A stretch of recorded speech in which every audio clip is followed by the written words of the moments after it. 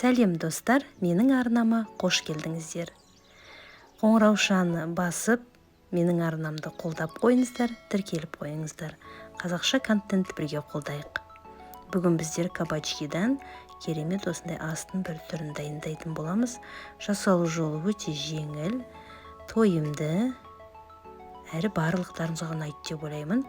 Қазір күздің уақыты, бақша өнімдерінің бізге берер сыйынан осындай дәмді тағамдарды дайындауға кеңес беремін.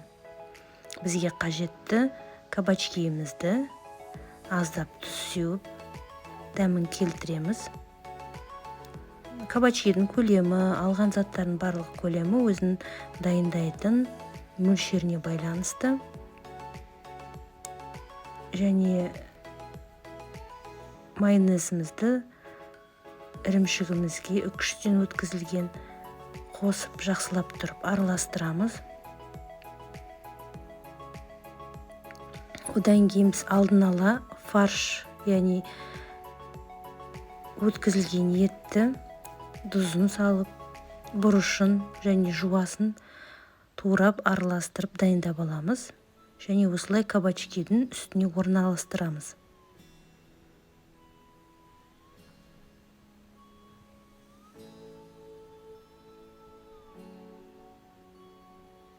Жақсылап тұрып, басып,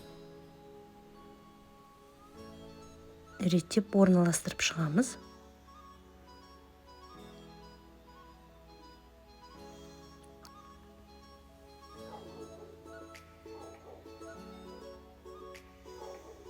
Фаршымыз бұл жасаған өте тойымды болып шығады асымыз. Туралған етімізді орналастырып, заттарымызды түгелдеп, барлығын әдемілеп шығамыз. Фаршымызды толық кабачкиге орналастырып болғаннан кейін қызанағымызды үстіне қойып шығамыз.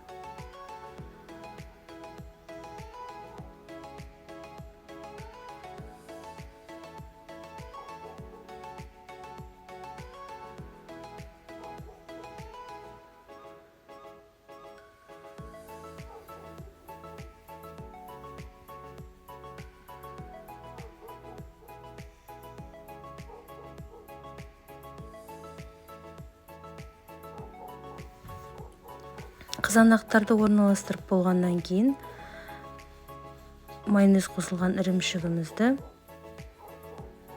әрбір қызанақтың үстіне орналастырып салып шығамыз.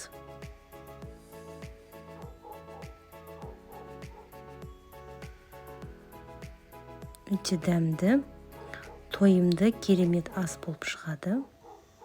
Міндетті түрде дайындаңыздар. Қол жетімді, тез дайындалады, әрі отбасына міндетті түрде ұнайды деген сенімдемін.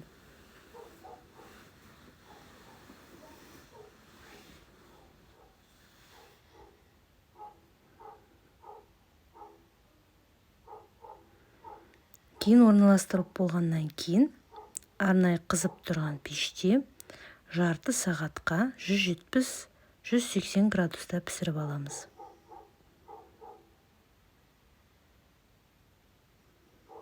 Міндетті түрде дайындап көріңіздер, ас болсын.